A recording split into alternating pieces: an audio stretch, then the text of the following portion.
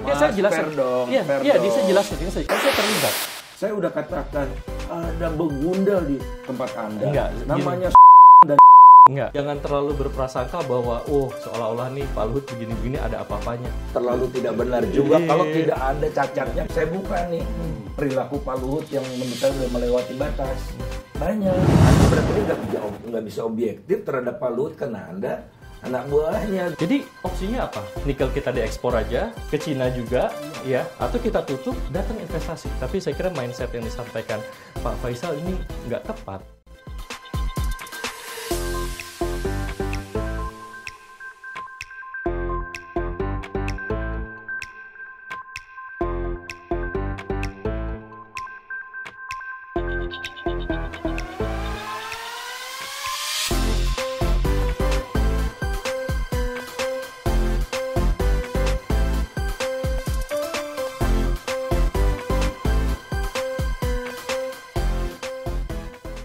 Sahabat Senpai, hari ini adalah tanggal 17 Agustus tahun 2023.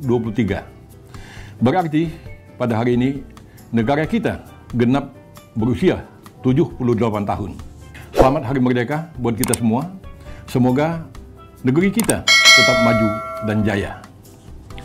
Terkait dengan hari kemerdekaan ini, kanal YouTube Yusron Senpai Hai bermaksud untuk melakukan bincang-bincang tentang negara, wabil khusus tentang nikel. Untuk itu bersama saya telah hadir Bung Faisal Basri. Apa kabar Bung Faisal? Alhamdulillah baik. Alhamdulillah. Bung Seto apa kabar? Alhamdulillah baik. Alhamdulillah kita semua sehat walafiat. Seperti yang kita ikuti di media massa, ini dua sahabat saya ini pakai tanda kutip seolah-olah berseteru. Nah, tetapi sebenarnya tidak ada perseteruan itu. Kami ini semua kawan dan alhamdulillah bahwa kami bertiga ini ternyata satu alma mater, ya, sama-sama alumni UI. Daripada Bung Faisal ngomong di media sana, Bung Seto ngomong di media sini, seperti sahut-sahutan ibarat orang berbalas pantun, dan mungkin juga masyarakat akan bingung melihatnya. Ini bagaimana gitu. Maka hari ini saya mengundang beliau berdua, dan alhamdulillah mereka siap untuk menghadiri acara kita pada hari ini. Kita segera memasuki tayangan utama kita, yaitu bincang-bincang tentang nikel.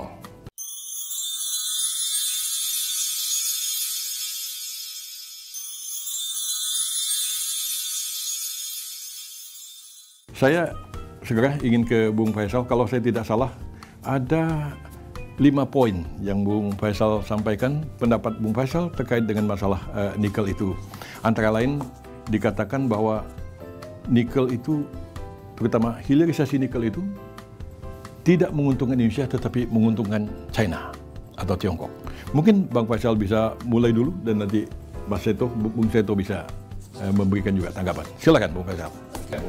Oke, lebih persisnya nilai tambah yang diciptakan oleh smelter nikel itu sebagian besar lari ke China. Setidaknya saya katakan kira-kira ya, persisnya kata demi kata barangkali tidak persis gitu. Setidaknya 90% lari ke China. Nah, karena saya dari latar belakang ilmu ekonomi, nilai tambah itu apa? Nah, nilai tambah itu adalah satu bahan baku atau sumber daya alam diolah jadi produk, apapun namanya produknya, kita katakanlah X. Nah, dari katakanlah ini biji nikel 10 nilainya, kemudian si X ini bisa ferronikel, bisa nickel matte, segala macam itu 60. Nah, nilai tambahnya 60 dikurangi 10 kan? Ada proses mentransformasikan dari satu bentuk ke bentuk lain. Nah, 50. Nah, 50 itu siapa yang menikmati? Ini urusan menikmati nih. Pertama yang menikmati adalah pengusaha. Sebagian besar pengusaha smelter nikel yang belakangan ini datang ke Indonesia dari China, mereka dapat laba, yang hak mereka untuk membawa pulang labanya.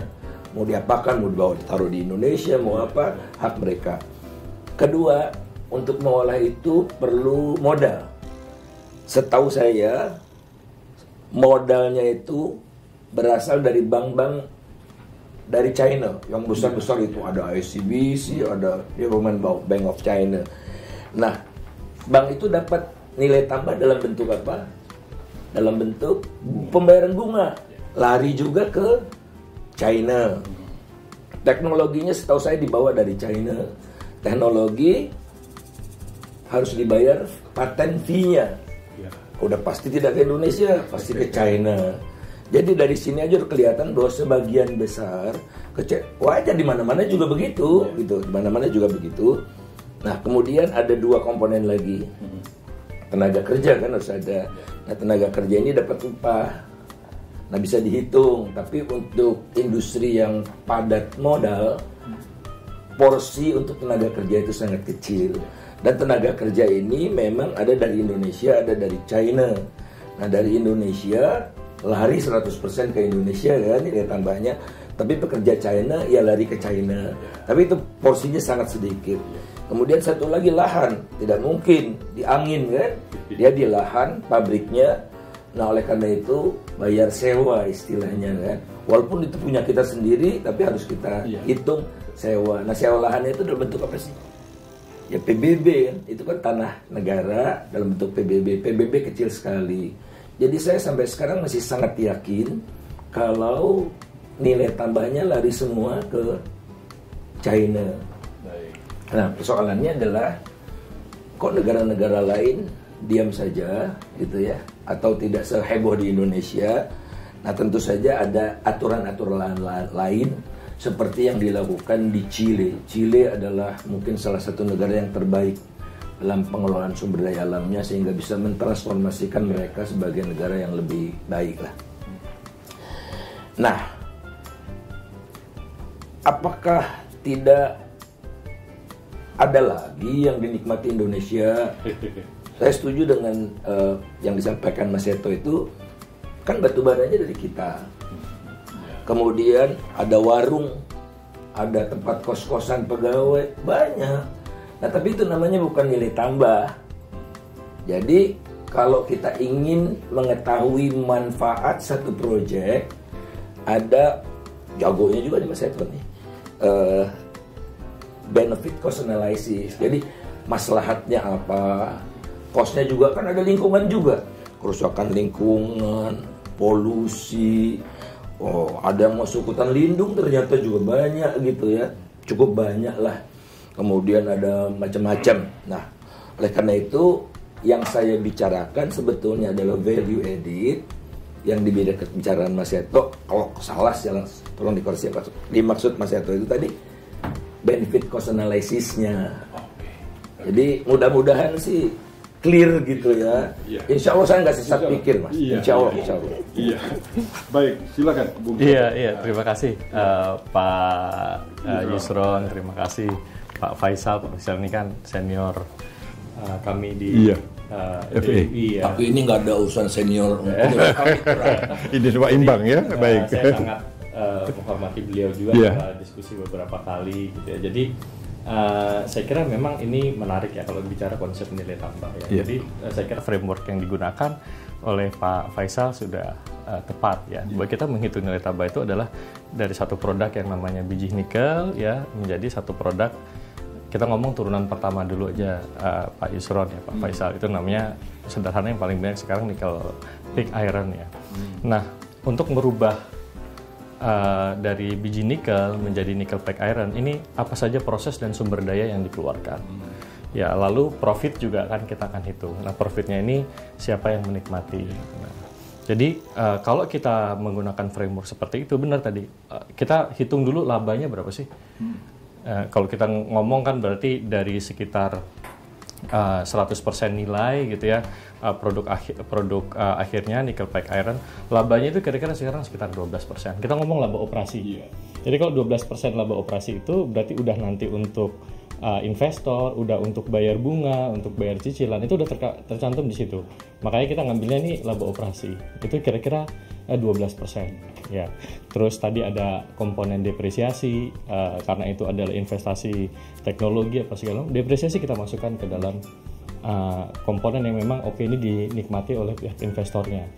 gitu ya, dinikmati oleh pihak luar negeri. Nah, tapi kalau kita melihat struktur biaya dari nickel pig iron ini, paling besar itu adalah nomor satu adalah biaya listrik. Ya, listriknya itu di-generate dari sumber daya yang ada di Indonesia. Dan itu tidak ada substitusi gitu. Jadi misalnya kalau gara-gara batu bara kita pakai di smelter ini, terus kemudian ekspor kita turun, batu bara enggak, itu bisa dipenuhi dua-duanya. Kebetulan juga suplai listrik kita berlebih. Ya, jadi itu juga. Nah, itu satu, listrik paling besar, listrik itu komponen ada sekitar mungkin 30% sendiri ya dari total biayanya. Nah, kita breakdown satu-satu Pak, di artikel saya tuliskan kan breakdown, bahkan kita bisa dapat nilai tambah dalam negerinya itu paling tidak 53,9%.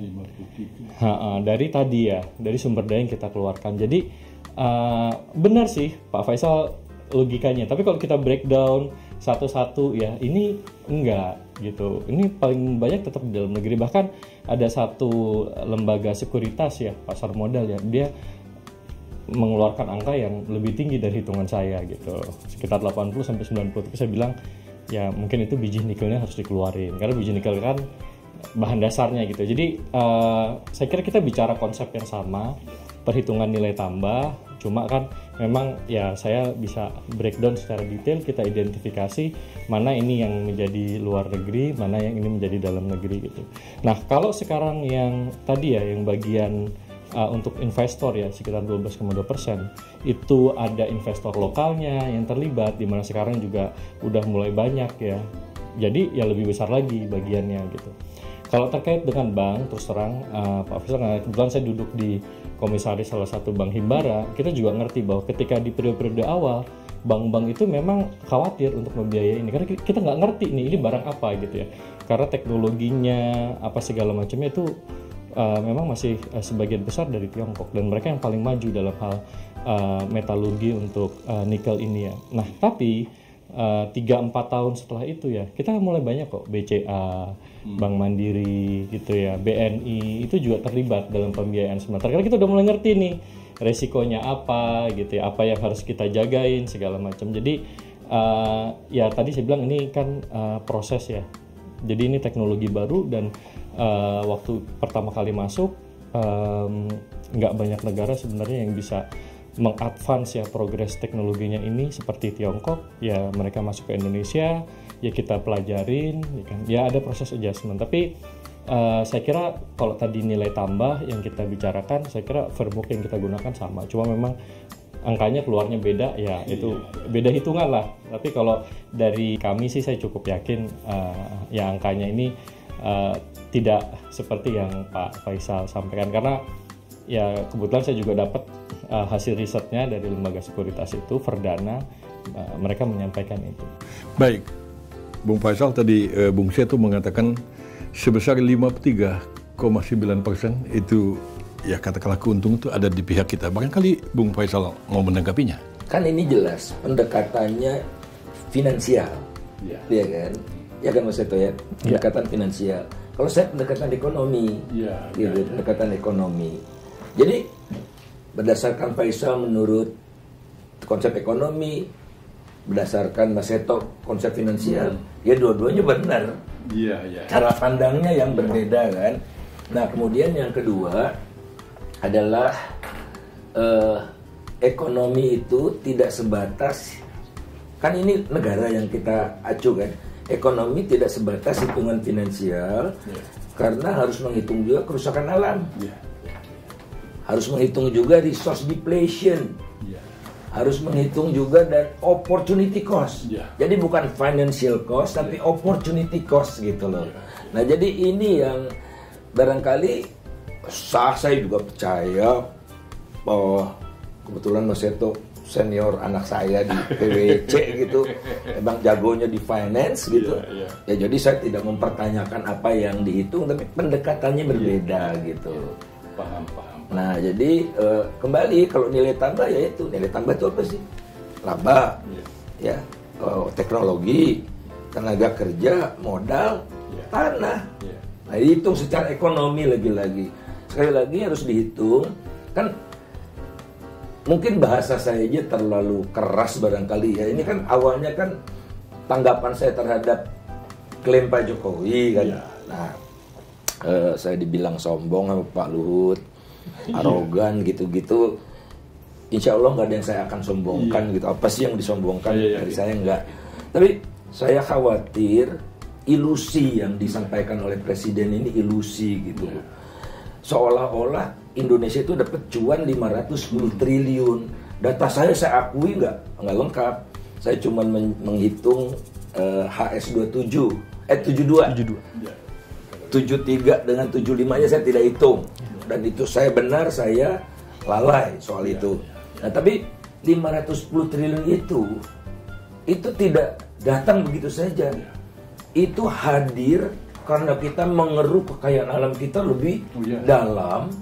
Dari 2014 itu hanya 160.000 ton menjadi 1,6 juta ton. 1,6 juta ton. Itu dari USGS, dari BPS Statistik Indonesia, dari 7,8 juta ton menjadi 78, sekian juta ton. Nah itu kalau Pak Emil Salim harus dihitung itu, harus dihitung itu ongkosnya gitu. Nah kemudian ini kan sebagian besar diekspornya ke China, sebagian besar. Ferronickel itu diekspor hampir 100%, 90% lebih diekspornya ke China. Jadi tidak mendukung industrialisasi di Indonesia gitu. Nah jadi saya lihat nih ekspor HS72 ke China begini, ekspor HS72 China ke seluruh dunia juga naiknya bersejajaran gitu. Nah jadi konsep hilirisasi yang ada di Indonesia menurut saya mendukung industrialisasi di China, bukan di Indonesia. Nah buktinya peranan sektor industri dalam perekonomian turun terus. Pertumbuhan industri manufaktur selalu di bawah PDB. Kontribusi industri manufaktur terhadap perpajakan juga turun terus. Biasanya sepertiga sebelum-sebelumnya, sekarang 20-an%. Jadi apa yang disampaikan Pak Jokowi tidak terkonfirmasi bahwa Indonesia makin maju gara-gara smelter gitu. Baik, Bung Faisal. Tahan dulu sebentar. Ya, jadi sahabat senpai, dari sebelum kita lanjutkan, saya ingin menggarisbawahi bahwa yang dikatakan seolah-olah tadi saya katakan berseteru pakai tanda kutip, sebenarnya itu tidak ada. Ini semata-mata hanya perbedaan pandangan. Bung Seto melihatnya dari aspek ini, Bung Faisal dari aspek ini. Dua-duanya benar. Nah ini tentu saya rasa dapat menjernihkan apa yang ada di dalam kepala masyarakat selama ini. Tanda tanya tentang itu. Nah menarik tadi sebelum saya kasih kesempatan ke Bung Seto. Tadi beliau mengatakan bahwa hilirisasi kita itu ya pada prinsipnya lebih mendukung industrialisasi Tiongkok ketimbang kita. Itu poin yang ingin beliau sampaikan. Iya. Silakan. Terima kasih Pak Yusron, Pak Faisal. Jadi mungkin perlu saya jelaskan ya kenapa pisau analisis saya dari pemerintah ya. Kita ngelihat bahwa kita punya ada satu kondisi A dan kemudian kita rubah kondisi A ini menjadi kondisi B. Apa yang terjadi kalau kita tetap pada kondisi A gitu kan ya. Nah, yang terjadi adalah satu, tadi benar memang ada peningkatan produksi nikel yang tinggi dari Indonesia. Kondisi A ini adalah kita tetap aja ekspor biji nikel. Ya kan? Apakah kemudian ini tidak akan naik? Jawabannya pasti akan naik juga. Kenapa? Karena demand terhadap nikel itu didrive terhadap dua permintaan. Yang pertama adalah besi baja. Yang kedua adalah dari sisi energi baru terbarukan untuk baterai ya. Ini adalah sesuatu yang nggak terhindarkan. Jadi kalau dibilang tadi, oh kita mengeruk nikel lebih besar dan segala macam, kalau ini ekspor tetap kita buka, ini juga kejadian. Bisa kita lihat ketika waktu 2019 itu terakhir ekspor dibuka ya, itu ekspor biji nikel kita kira-kira 32 juta ton. Ya itu naik cukup signifikan dibandingin 2018. Jadi demand nikel terhadap dunia ini pasti akan membuat ekstraksi atas pertambangan nikel di Indonesia itu naik. Ya, karena memang demand-nya besar. Ya, jadi waktu 2018 itu teknologi proses untuk baterai dari nikel ini semakin maju ya, itu demand-nya mau meningkat. Nah, sekarang kan kalau kita mau posisikan ini ekspornya tetap kita buka, di mana industrinya akan terbentuk, di mana smelternya akan terbentuk, pasti di Tiongkok. Jadi kita tetap akan mendukung tadi ya pernyataannya Pak Faisal, ya industrialisasi Tiongkok itu tetap terjadi dan kita hanya akan dapat apa? Hanya akan dapat tadi tambangnya saja. Itu yang kita jual. Ya itu, menurut saya itu satu hal yang tidak akan bisa dihindari karena kita udah lihat trajectory dari demand terhadap nikel dunia itu memang akan meningkat signifikan. Ya, mungkin saya boleh lanjutkan sedikit ya, Jadi itu kondisi A. Kalau kita biarkan itu yang akan terjadi. Ya sekarang kondisi B yang kita lakukan adalah oke, kita tutup ya, diprotes sama Eropa di WTO gitu kan. Kemarin saja baru dari Amerika, ini juga diskusi yang sangat menarik dengan pemerintah Amerika. Sekarang kita bangun industri di dalam negeri, ya kan? Bangun industri di dalam negeri. Memang teknologi pertama yang masuk Tiongkok besar, sangat besar yang masuk dari karena teknologi mereka. Tapi kalau dilihat sekarang, Bung Yusron di WDB misalnya, ada investor dari Taiwan, ada investor dari India, investor dari Perancis, investor dari Jerman, ya semua masuk investasi di sana gitu. Dan kalau kita lihat, kebetulan kemarin saya baru kembali dari Amerika, ketika kita diskusi, kita sampaikan, Anda yakin Anda mau minta Indonesia buka lagi ekspor nikelnya, biji nikelnya? Karena ini semua pasti 99% akan lari ke Tiongkok. Amerika tidak akan punya akses, ya Jerman tidak akan punya akses, Uni Eropa tidak akan punya akses langsung. Sementara kalau kita proses di Indonesia, mereka semua silahkan, kita terbuka, bukan hanya Tiongkok kok, kita terbuka sama siapapun yang mau gitu ya. Nah itu satu. Jadi ini adalah satu hal yang penting untuk kita pahami bahwa demand terhadap nikel dunia ini besar. Sekarang tinggal strategi kita mau ekspor terus biji nikel. By the way, biji nikel itu Pak Yusron ya, hanya 1,7% yang ada dalam 1 ton. Artinya dalam 1 ton itu cuma 1,7%. Sisanya apa? Sisanya itu tanah dan air. Kalau kita ngomong dari sisi konsep efisiensi ya, kita tuh mengekspor 1,7% ton, 1,7% nikel dengan biaya yang sangat besar ke Tiongkok. Sekarang dari sisi investor ya, mereka invest di Indonesia, mereka buat nikel mate, nikel pig iron yang kadar nikelnya lebih tinggi, sehingga biaya transportasinya juga lebih besar. Poinnya begini Pak, ini tetap ada market forces, karena dalam arti apa? Kalau kita tutup, tapi bikin hilirisasi di dalam negerinya tidak efisien, nggak ada yang investor yang mau datang.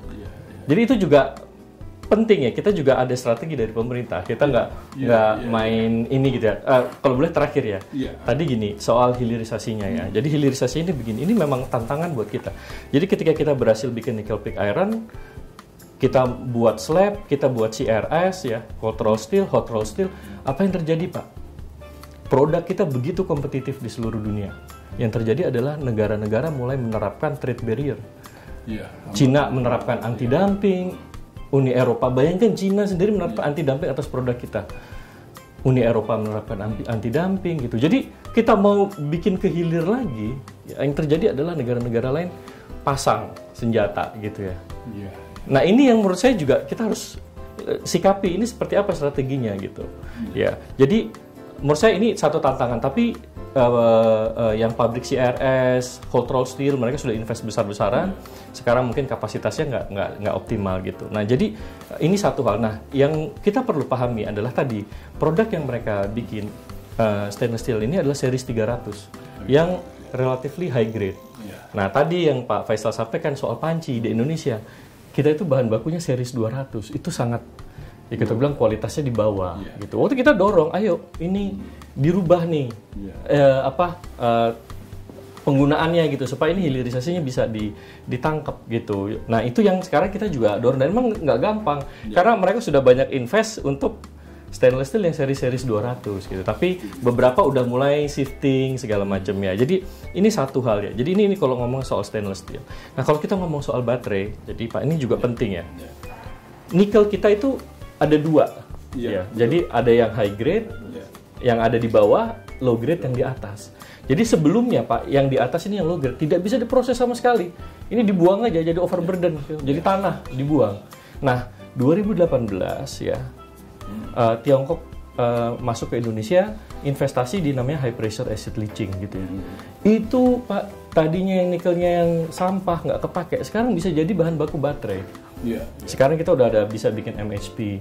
Ini lagi investasi untuk yang di prekursor. Jadi ini memang supply chain ini kompleks ya. Jadi memang perlu pemahaman bahwa oh ini beda nih. Jadi kalau kita mau tarik ke hilir, insentifnya apa yang harus kita tarik, drivernya apa segala macam, gimana dinamika dengan investor. Ini berbeda. Tapi Pak, yang saya mau sampaikan, dengan kita sukses di hilirisasi nikel ya, kita bisa menarik hilirisasi untuk, bayangin orang bikin lithium refinery Pak di Indonesia. Kita nggak punya lithiumnya. Dari Australia. Kita impor dari Australia dan dari ini, lithium refinery. Yang kedua, kita bikin copper foil. Copper foil itu digunakan untuk memisahkan anoda dan katoda di dalam baterai. Dan itu kita bangun Pak, investor Tiongkoknya bangun di depan smelternya Freeport yang ada di JP. Jadi produk hilirisasi dia bilang, kenapa? Saya tanya, kenapa kamu pilih Indonesia? Oh, kita evaluasi hampir 7 negara. Dan dia bilang Indonesia yang paling bagus. Karena tadi kita punya bahan baku yang diproses. Gitu ya. Jadi ini kelihatan kok udah banyak yang masuk gitu, dan ini baru 3 tahun. Jadi saya kira kalau yang Pak Faisal sampaikan kontribusi industri sektor manufaktur benar, tapi penurunan itu sebagian besar itu disebabkan oleh bukan dari sektor barang logam dasar gitu ya. Kalau saya lihat ini datanya ada industri alat angkutan, industri karet, industri batu bara dan penyelenggaraan gas, itu yang menyebabkan penurunan yang signifikan. Jadi kalau kita tidak lakukan industrialisasi, kita tetap pada kondisi A. Pada kondisi A itu akan jauh lebih jatuh. Tapi setidaknya ini kita mulai tahan, dan ini kalau saya cukup optimis Pak bahwa ini industrialisasi akan berjalan. Karena gini, yang bauksit Pak ya, kita baru umumkan di Juni ya. Sekarang saya banyak sekali dapat inquiry untuk mereka mau masuk di alumina dan aluminium. Padahal dulunya terus terang Pak, kita lihat daya tawar kita di bauksit itu tidak seperti nikel. Kalau nikel cadangan terbesar ya. Bauksit ini kita cadangannya kira-kira nomor 6, nomor 7 gitu. Tapi setelah Presiden tetapkan, oke, kita tutup, banyak sekali Pak yang masuk. Iya. Saya senang sekali mendengar apa yang disampaikan oleh Bung Seto tadi. Jadi dapat kita katakan mungkin begini. Oke, sekarang ini memang Tiongkok yang masuk ke Indonesia terutama sekali dalam hal hilirisasi nikel itu. Tetapi itu juga boleh dikatakan mungkin semacam trigger yang pada akhirnya akan mengundang para investor dari negara lain juga untuk berinvestasi di sini, yang dengan itu kita berharaplah, ya tentu ada cost yang harus kita bayar ya, kerusakan lingkungan dan macam, tetapi mungkin juga ada benefit yang akan kita dapatkan, antara lain misalnya kesempatan kerja, pajak dan seterusnya. Saya rasa ini pernyataan ini amat penting karena saya sendiri sebagai warga negara Indonesia ada kecemasan gitu kan terhadap langkah yang diambil oleh pemerintah. Ini wajar-wajar saja. Dalam arti kata cemas karena kita mencintai negara ini kan. Di masyarakat pun saya rasa mungkin juga ada anggapan, kok Tiongkok terus. Ini kan ada kekhawatiran satu. Tapi ini kan jelas. Oh tadi akan ada ya, negara lain yang akan datang. Yang kedua itu adalah bahwa ini hilirisasi kemana arahnya? Nah katanya mau bikin baterai. Ada yang bilang nanti baterainya belum jadi, nikelnya sudah habis. Ini ada juga pendapat semacam ini. Tapi dengan apa yang dikatakan oleh Bung Seto, saya kira juga jelas bagi masyarakat bahwa keadaannya itu adalah semacam ini. Barangkali Bung Faisal mau tambahkan? Sebetulnya saya tidak menggugat secara langsung larangan ekspor. Ya. Yang saya ingin luruskan adalah pernyataan Presiden itu keliru. Satu intinya kan itu, saya kan merespons kalau yang saya katakan dikatakan Presiden tolong, tidak pernah saya ngomong itu. Itu nggak keluar dari mana, nggak jelas itu, nggak jelas. Saya membeli Pak Jokowi 2 kali. Nah itu jadi apa yang begitu jangan diinikan. Nah yang saya geram, terus terang saya geram dengan keadaan ini ya. Yang saya geram tuh coba bayangkan. Semuanya itu dikasih ke Cina. Iya, ada semacam itu dia faktanya. Dan kita udah pernah diskusikan juga dengan Pak Luhut sekalipun tenaga kerja. Itu waktu COVID itu datang ribuan setiap tahun dan tidak pakai visa kerja sebagian besar. Jadi pakai visa kunjungan. Visa kunjungan.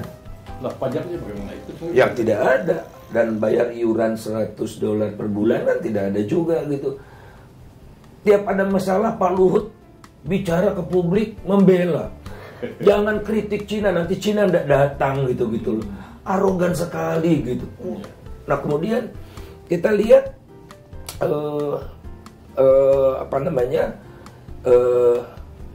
harga ya, berargumen saya senang gitu ya.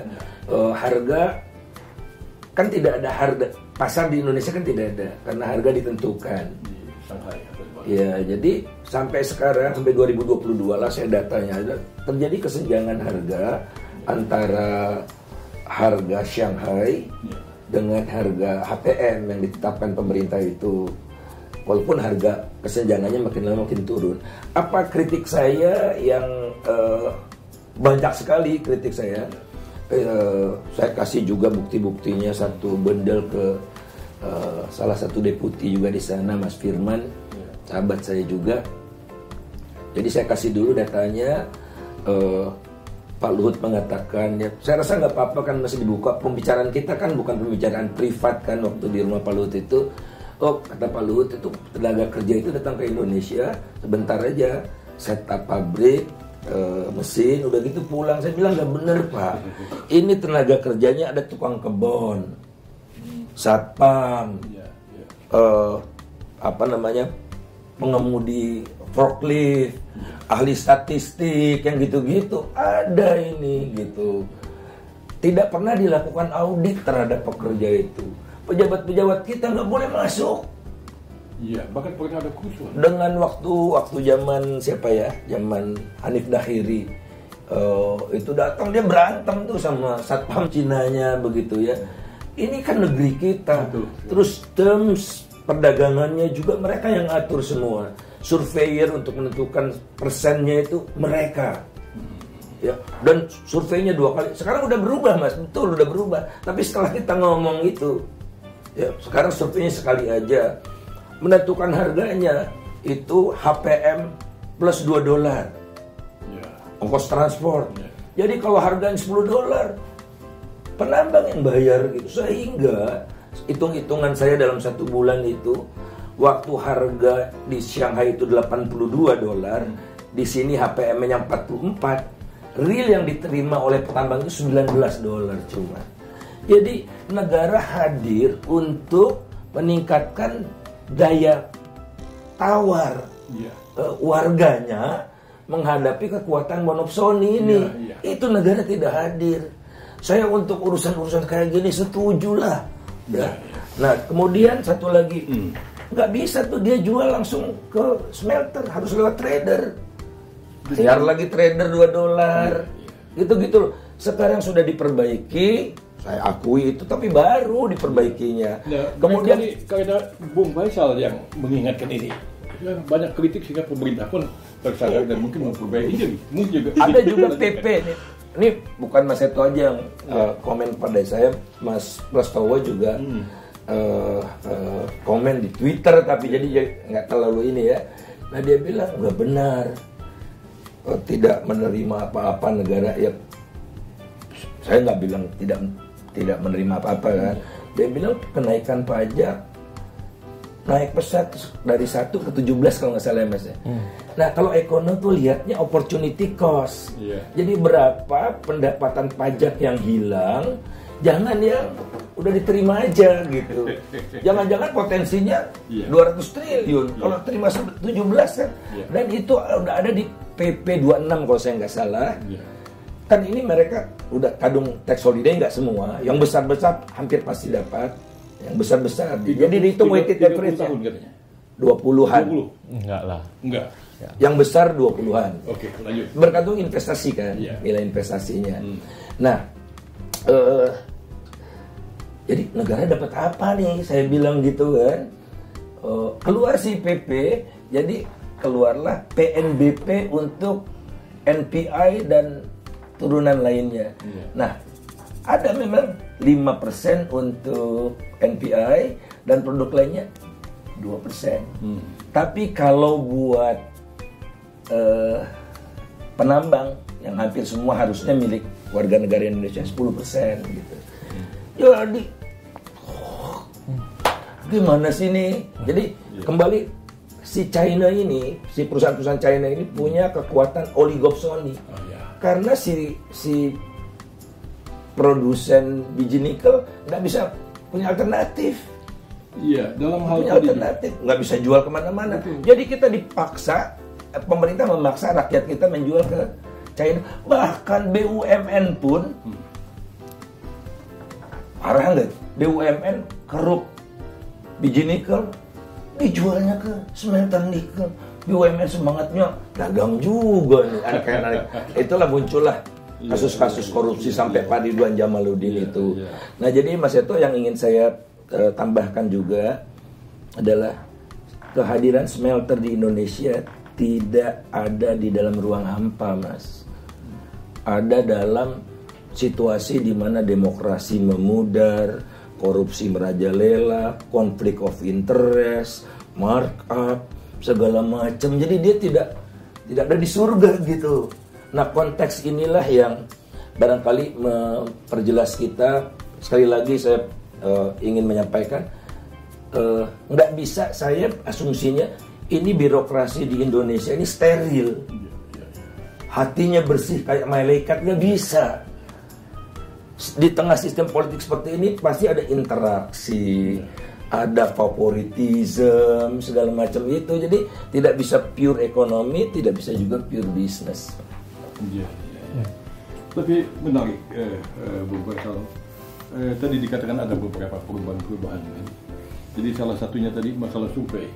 Kalau dulu kan yang menentukan pelabuhan sini, pelabuhan ekspornya pihak Tiongkok, dia bilang sini oke, nyampe di pelabuhan Shanghai ternyata tidak. Jadi kan membuat katakanlah orang-orang kita yang petambang ini menjual sana kan mengalami kerugian.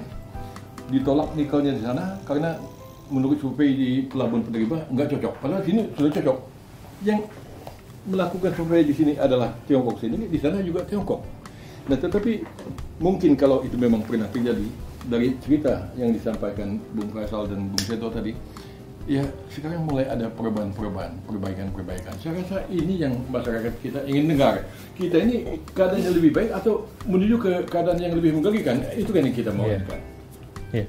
Iya, kalau boleh saya tanggapi ya. Jadi Pak, periode COVID itu menurut saya memang satu periode yang sangat unik ya. Tapi kalau saya boleh bilang, justru karena investasi yang kita lakukan di periode COVID itu sebenarnya banyak membantu performance ekonomi kita pasca COVID ini ya. Jadi tadi yang soal tenaga kerja ya, gini Pak Faisal. Jadi memang tenaga kerja ini dalam periode konstruksi ya itu jumlahnya akan besar. Proporsi tenaga kerja asing dan tenaga kerja lokal tuh tenaga kerja asingnya itu proporsinya akan lebih besar. Tapi bukan berarti lokalnya lebih kecil, enggak juga. Tetap lokalnya lebih besar, tapi relatif lebih besar dibandingkan ketika periode operasi. Kenapa? Karena memang perlu mereka untuk men-setup mesin-mesin dan yang lain-lain. Itu tidak bisa kita hindari. Kenapa? Karena teknologi yang kita gunakan apa segala macam dari Tiongkok, ya kan. Instruction manual untuk pemasangan mesin dari Tiongkok. Tapi buat kita dari sisi pemerintah, kenapa kita memperbolehkan hal ini? Buat kita benefit terbesar itu bukan pada periode konstruksi. Benefit terbesar adalah ketika investasi ini masuk ke fase operasi, di mana pada saat itu penyerapan tenaga kerja lokal itu akan jauh lebih besar. Ya, jadi ini perlu dipahami. Jadi kalau sekarang kalau dilihat kalau yang sudah beroperasi tenaga kerja asingnya mungkin kira-kira sekitar 10-15% gitu ya. Lokalnya itu kira-kira hampir bisa 90-80% gitu ya. Saya ada pengalaman ini, terus terang juga saya juga miris, dan ini yang membuat kita akhirnya membuat satu terobosan, kita bikin politeknik di dalam kawasan industri. Saya ke WDB, Mas Yusuf, ini ada benar, saya ke WDB. Saking susahnya mereka mencari tenaga kerja, lulusan SMP, lulusan SMA pun mereka rekrut, mereka training di situ. Ini dilakukan oleh perusahaan Tiongkok. Di training karena mereka nggak punya pilihan siapa tenaga kerja lokal di situ. Sebelumnya banyak mereka hanya dapat petani kelapa, dapat 900.000, 1 juta per bulan. Sekarang mereka bisa dapat 5-6 juta gitu. Tapi menurut saya ini masa sih kita harus sampai ngerekrut SMP, SMA gitu ya. Control room di smelter. Ya, ini saya waktu itu masuk dan saya lihat untuk setiap 5 orang tenaga kerja Indonesia ada 1 pengawasnya dari Tiongkok. Ya mereka yang ngajarin, oke ini gimana cara mengoperasikannya apa segala macam. Mas Yusuf boleh tahu dari 5 yang ini, 1 lulusan pariwisata, ya, yang kedua jurusan kebidanan, gitu ya, lulusan administrasi, saking memang nggak ada. Jadi saya bilang, ya ini nggak bisa, nih harus dibenerin nih. Makanya waktu itu di Morowali di awal kita bikin politeknik untuk melatih orang-orang itu supaya dia lulus, dia bisa punya skill nanti tenaga kerja di sini. Bayangin Pak, mau operasikan smelter lulusan kebidanan, gitu kan, lulusan jurusan pariwisata. Jadi itu yang menurut saya ini yang nggak di capture tadi gitu, bahwa oke, benar kita ada pakai tenaga kerja asing, tapi lihat dong berapa banyak penciptaan tenaga kerja lokal yang terjadi. Ya mohon maaf nih Pak ya, kalau soal juru masak apa segala macam, kalau saya nih orang kaya di Indonesia misalnya nih Pak ya, saya mau invest ke Kongo nih Pak, ya kan, saya mau invest ke Kongo, saya bangun $3 miliar investasi di sana gitu kan. Saya bilang oke, tapi posisi-posisi kunci ya tenaga ahli apa segala macam saya dari Indonesia ya. Terus selalu saya bilang, saya juga mau nih, saya nggak bisa masak-masakan Afrika, saya mau bawa koki dari Indonesia, boleh nggak? Ya kalau kita bilang ya boleh lah. Orang kita lihat, oh dia masukin 3 miliar, dia akan menciptakan puluhan ribu tenaga kerja. Jadi kalau hal-hal seperti itu, menurut saya ya harus dilihat juga berapa banyak sih tenaga kerja lokal yang tercipta, gitu kan? Kan itu besar. Dan itu menurut saya satu hal yang penting. Nah, ya, soal kritik ya, menurut saya Pak Luhut bukan orang yang sangat anti kritik. Kita tahu zaman COVID ya, ketika Pak Luhut diperintahkan untuk memimpin, ada banyak sekali kritik di awal segala macam. Tapi kita undang, ahli-ahlinya kita undang. Kita undang, duduk, kita dengerin sarannya apa, segala macam. Dan itu kita ikutin. Dan menurut saya itu adalah salah satu kunci waktu itu keberhasilan dari hal ini gitu ya. Nah, ini yang soal tadi ya, surveyor ya. Jadi menurut saya bukan karena kritiknya Pak Faisal kita memperbaiki hari ini. Ini udah kita mulai sebenarnya waktu itu dari 2019. Ketika kita tahu bahwa ketika ekspor ini akan ditutup, pembelinya hanyalah smelter-smelter yang ada di Indonesia. Ya, waktu itu kita sudah bilang, kita kumpulin kok dari Kementerian SDM, dari perusahaan penambang, dari smelter gitu ya. Nggak bisa nih ya, beli seenaknya tadi dengan harga $19. Itu memang pernah terjadi Pak. Pernah terjadi. Nggak bisa nih saya bilang, ini beli $19. Jadi kalau ini kita mulai tutup, Anda akan ngikutin yang HPM. HPM itu based on formula Pak. Jadi kalau harga nikel LME naik, ya dia akan naik. Ini turun, dia akan turun gitu ya. Jadi bukan ditetapkan pemerintah, itu ada formula yang memang kita tetapkan, tapi ya nanti angka keluar itu bisa beda-beda tergantung harga nikel internasional. Udah saya bilang, enggak, ini harus diperbaikin. Dikeluarkanlah Permen 11 tahun 2020. Itu udah jelaskan, ini nggak boleh nih beli di bawah HPM. Kita nggak boleh di bawah HPM. Enforcement ya Pak, memang setengah mati. Karena tadi benar, ada memang struktur yang monopsoni ya. Jadi pembelinya sedikit, penjualnya ini banyak gitu ya. Waktu itu kita enforce Pak. Saya waktu itu yang memimpin rapatnya, dan saya bilang, saya ancam ke smelter-smelter, kalau Anda masih lakukan ini, lihat deh, kita tutup kok. Jadi memang kondisinya dari situ membaik. Memang ada juga nih Pak, ya kalau misalnya dilihat sekarang ya, masih ada protes ya dari perusahaan-perusahaan tambang seperti itu. Tapi kita juga coba lihat. Jadi di dalam Permen 11 itu ada mekanisme referee gitu ya. Kalau ada dispute terhadap kualitas, bisa dipakai gitu. Jadi kalau misalnya saya tanya ke Antam atau perusahaan-perusahaan tambang yang besar, mereka sih relatif tidak ada masalah. Ya, memang ada yang kecil-kecil ini yang kita lihat, ya tapi kan ini kita udah sediakan mekanisme dispute-nya. Kalau mendispute, iya, silakan pakai surveyor pihak ketiga lagi gitu. Tapi memang ini kita perbaikin terus kok. Dan sekarang kondisinya udah terbalik Pak. Bahwa smelternya udah banyak, sekarang supply-nya itu kira-kira kurang Pak. Jadi sekarang bukan hanya HPM plus 2 Pak Faisal. Dia mau nawarin HPM plus 5, HPM plus 10. Bahkan sekarang Pak, mereka harus impor nikel ore-nya dari Filipina. Jadi singkat kata begini, Anda optimis bahwa hilirisasi kita ini menguntungkan bagi kita dan tentu saja bermanfaat bagi masyarakat secara luas. Ya, kalau dibandingkan tadi dengan kita ekspor barang mentah, jawabannya jelas sekali. Tapi memang apa ini berlangsung sempurna? Enggak. Enggak, saya kira enggak. Tadi Pak Faisal juga ada menyampaikan kritik-kritik dan kita lihat juga memang ada yang benarnya. Soal misalnya tadi isu lingkungan apa sih, ini kita semua lagi perbaikin. Karena satu, dalam hal pengelolaan sumber daya alam kita ya, ini Pak Faisal ya. Kita udah coba nih Pak Yusron di batu bara. Di batu bara kita implementasikan sistem yang namanya Simbara ya. Sistem informasi mineral dan batu bara. Jadi sekarang setiap ton batu bara yang kita miliki Pak, kita bisa monitor ini produsennya siapa, penjualnya siapa, itu jalurnya. Jadi kita gabungin sistem di SDM, Kementerian Keuangan, Kementerian Perdagangan, Kementerian Perhubungan. Poinnya satu, kalau dia belum bayar royalti, kapal dia nggak akan bisa jalan. Ya, dia nggak bayar royalti, kapal dia nggak akan bisa jalan. Dan kalau ini dari tambang ilegal, sekarang akan bisa terdeteksi. Kenapa kita bikin sistem ini? Karena kita tahu tadi yang Pak Faisal sampaikan. Banyak oknum-oknum ya, orang-orang yang harusnya menegakkan hukum, tapi dia tadi ada oknum yang akhirnya itu. Tapi kalau kita buat dalam bentuk sistem ini, nggak bisa diintervensi. Karena sistem itu akan nge-lock otomatis. Kalau dia belum bayar royalti, jangan harap kapalnya bisa jalan. Nah, ini nanti kita akan implementasikan. Ini kita lagi kerja untuk ke nikel dan ke timah. Iya. Jadi tadi kita nikel misalnya kita akan pasang di kawasan industri dan smelter. Kita akan monitor. Di sini kelihatan nanti HPM-nya berapa, apa segala macam. Jadi memang solusinya kalau menurut saya dengan Indonesia yang sangat luas, ya kompleksitas geografisnya, apa segala macam. Dengan sistem ini menurut saya akan banyak solve masalah. Dan ini udah kita mulai di batu bara. Hasilnya tahun lalu udah kelihatan. Tadi yang nakal-nakal itu angkanya udah makin kecil ya. Pendapatannya juga naik untuk PNBP di batu bara. Tentu saja juga ada faktor harga segala macam. Tapi ini kita lakukan perbaikannya. Gitu. Jadi ya kalau saya bilang optimis ya sebagai anak bangsa, saya sangat optimis karena Pak, saya dikontak ada satu kandidat doktor Pak dari King's College ya. Dia interview saya. Kenapa Indonesia bisa melakukan ini? Karena secara teori ekonomi ya dan riset-riset sebelumnya ada yang dikenal namanya Dutch disease ya, resource curse ya. Jadi negara-negara yang sumber daya alamnya banyak Pak segala macam itu ekonominya relatif akan itu ya relatif nggak begitu bagus gitu ini. Tapi kenapa Indonesia bisa melakukan transformasi ini? Itu dia menjadikan ini bahan riset ya. Dan menurut saya ketika kita ngomong ke Afrika, Pak, mereka sebenarnya, kok Indonesia bisa begini? Kok kamu bisa ngelarang gitu? Kita ada satu negara dia bilang, Pak, kita dulu waktu merdeka dikasih, pokoknya ini nggak boleh melarang ada ekspor bahan mentah. Saya bilang, loh ini kolonial banget gitu. Ini kayak dulu kita VOC lada ya. Kita nggak mau ekspor lada, dikirimlah tentara gitu. Kalau sekarang kita nggak mau ekspor, dibawanya ke WTO. Baik.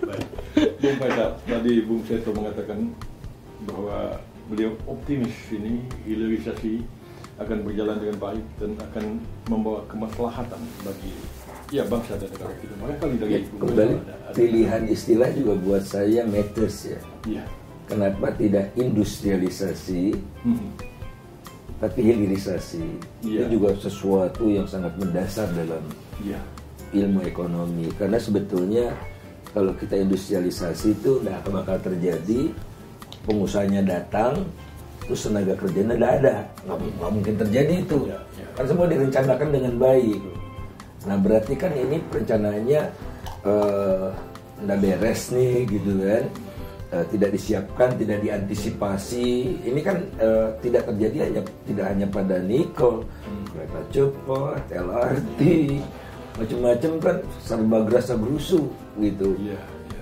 Dan lagi-lagi saya bukannya benci sama Pak Jokowi, tapi kalau presidennya salah, ya menteri-menterinya itu ngoreksi gitu. Kalau jadi pemimpin itu harus cepat, berani mengambil keputusan, tapi ada kajiannya. Kemarin Pak Emil bilang waktu kereta cepat itu diundang oleh Menteri Jonan, diminta pandangan mantan Menteri Perhubungan oleh Pak Jonan ini. Kami baru bisa menyampaikan pandangan kalau ada kajiannya. Bisa-bisanya tidak ada. Dampak lingkungannya tidak ada. Ya Pak Emil nggak mau ngomong gitu. Ini kan ciri Pak Jokowi yang nggak bisa disangkal kan. Membangun jalan tol 2.700 km yang tidak mungkin gitu, tidak mungkin kalau nggak jebol keuangan negara.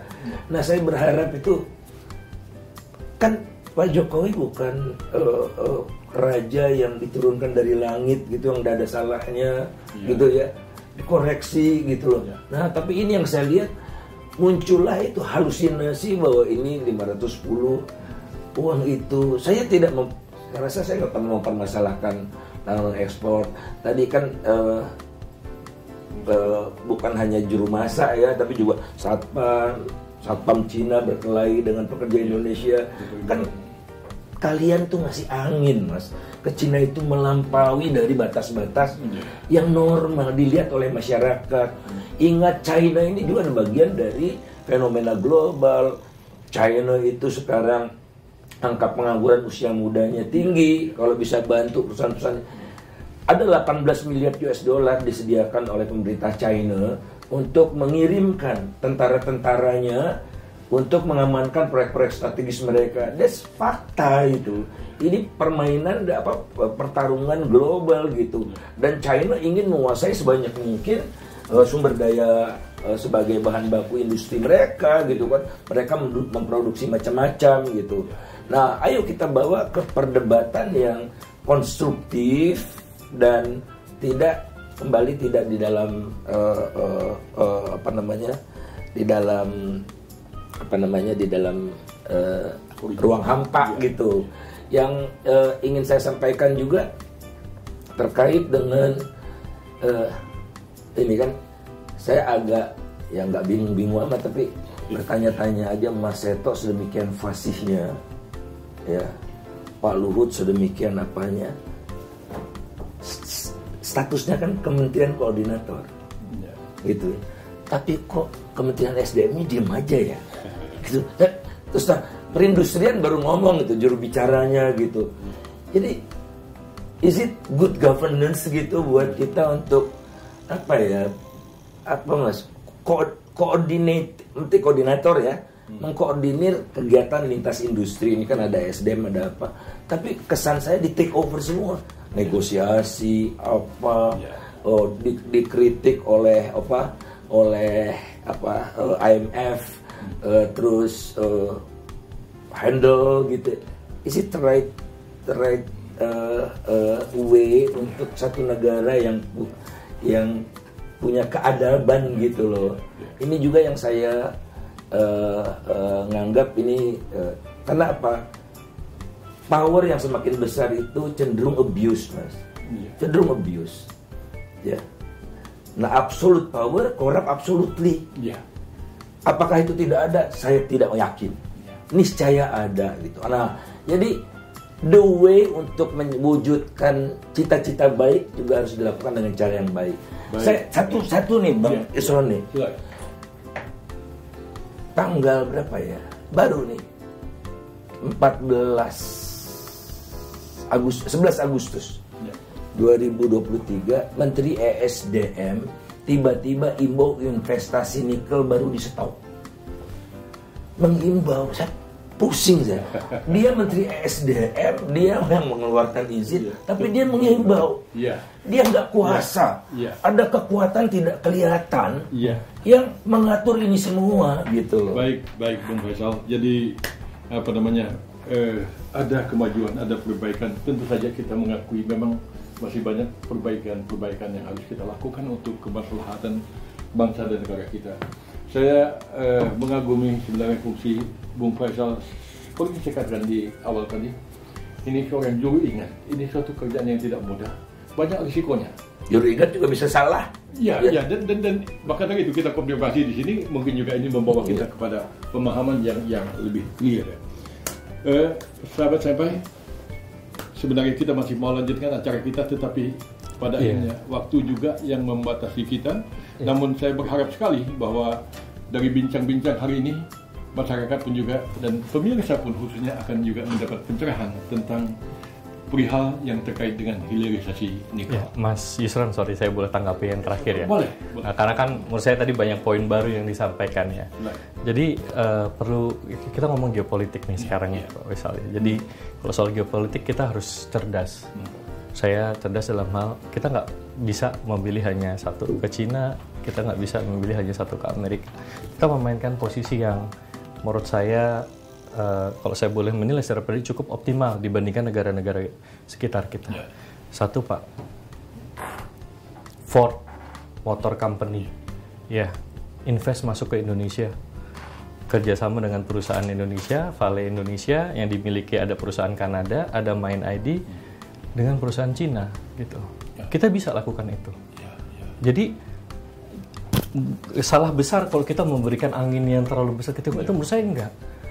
Ada syarat Pak yang Pak Luhut sampaikan ke mereka bahwa oke, kalau Anda mau invest siapapun negara, satu transfer teknologi gitu ya, soal tenaga kerja gitu ya, soal teknologi yang mereka gunakan segala macam itu harus dipenuhi gitu. Soal tax holiday segala macam itu common di negara lain pun juga ada gitu. Jadi kita tidak memberikan suatu kebijakan preferensial hanya terhadap satu negara, enggak, kita buka semua Tapi dalam hal nikel ini perlu dipahami Pak, bahkan Amerika dan Uni Eropa dari segi pengembangan teknologi itu sangat jauh tertinggal. Saya bisa katakan sangat jauh tertinggal. Sangat jauh tertinggal. Jadi opsinya apa? Nikel kita diekspor aja ke Cina juga, ya, atau kita tutup, datang investasi masuk ke Indonesia. Nah, itu yang kita lakukan sekarang kan. Jadi menurut saya ini ya, menurut saya terima kritik, tapi saya kira mindset yang disampaikan Pak Faisal ini nggak tepat gitu. Kalau kita hanya memberikan angin. Satu Pak, kita diskusi sedang dengan pemerintah Amerika Serikat negosiasi untuk Critical Mineral Agreement dalam kerangka Inflation Reduction Act. Saya belajar Inflation Reduction Act itu adalah kebijakan transisi energi Amerika. Di satu sisi dia ingin mendorong investasi di dalam negerinya, memberikan insentif yang sangat besar, tapi spirit dari undang-undang itu adalah mencegah Tiongkok untuk maju lebih jauh. Ya, jadi kita akan dapat nih, insya Allah nih Critical Mineral Agreement sama Amerika. Baik. Setelah dengan negosiasi yang cukup ini ya Pak. Tapi poin saya nggak benar satu, misalnya kita memberikan angin. Enggak, kita nggak ada kebijakan preferensial. Siapapun yang masuk apa segala macam, set of policy-nya udah ada dan itu bisa dilihat gitu. Itu yang pertama. Yang kedua tadi soal fungsi dari Kemenko Maritim dan Investasi. Kita Kementerian Koordinator Pak. Isu mengenai hilirisasi ini tidak hanya terkait dengan SDM, perindustrian, ke Kementerian Investasi gitu. Kita mengkoordinasikan karena tadi isunya yang ini banyak gitu. Jadi memang kalau Pak Luhut kemudian berbicara soal ini ya memang dari sisi ini wajar, dan kalau boleh ditarik secara historis memang Pak Luhut yang salah satu yang mendorong. Sederhana kalau soal IMF, Pak Faisal ya soal IMF. Ibu Kristalina dan Pak Luhut itu udah sahabat dekat dari sebelum 2018 waktu IMF dan World Bank. Jadi beliau berdua komunikasi udah sangat ini gitu ya, sampaikan, jelaskan soal hilirisasi nggak ada masalah. Dan itu bukan cuma Pak Luhut yang merespon soal IMF World Bank, ada Pak Bahlil juga, ada kementerian lain. Tapi kan ya kebetulan kita yang punya akses langsung ya kita datengin sekalian Pak Luhut di Amerika, kita ngobrol. Jadi ya menurut saya jangan terlalu berprasangka bahwa seolah-olah nih Pak Luhut begini-begini ada apa-apanya. Enggak lah. Itu yang menurut saya ya terlalu tidak benar juga kalau tidak ada cacatnya Pak Luhut kan. Iya, tapi kan gini Pak Luhut kan lihat sendiri waktu zaman Covid Pak Faisal. Bisa dikritik kok. Pak Faisal kan banyak kita mau buka satu kali barangkali saya buka nih. Perilaku Pak Luhut yang menurut saya udah melewati batas. Banyak, Mas. Jadi tolong deh, tapi Anda barangkali nggak bisa objektif terhadap Pak Luhut karena Anda anak buahnya gitu. Ya jadi repot. Kita bicara sepeda motor itu listrik. Intervensi Pak Luhut kasus Jindal. Dia memimpin rapat, tapi karena dia tidak punya otoritas, Pak Lutfi disuruh many things, Mas. Dan itu bukan sekedar apa ya, tapi udah sedemikian banyak gitu. Enggak. Power tends to corrupt. Gini. Absolutely. Enggak, soal Jindal nih Pak. Ini juga perlu dijelaskan ya. Pak Luhut itu bagian dari PKN, Pertimbangan Kebijakan Nasional dalam hal ini. Kasusnya Jindal, apa yang terjadi Pak? Ya, kita menerima barang dumping dari Tiongkok. Dumping, udah jelas-jelas dumping Pak. Dumping dari Tiongkok, dan itu membuat mati industri di dalam negeri. Sekarang Pak, tadi saya sudah jelaskan, di luar negeri, negara-negara lain itu pasang nih anti dumping buat Indonesia. Sementara di kita buka begini aja gitu ya. Jadi kan ada yang namanya komite anti dumping, itu ada mekanismenya. Gini saya jelasin. Saya jelasin ini saja karena saya terlibat. Sekali lagi maaf. Gini sebentar.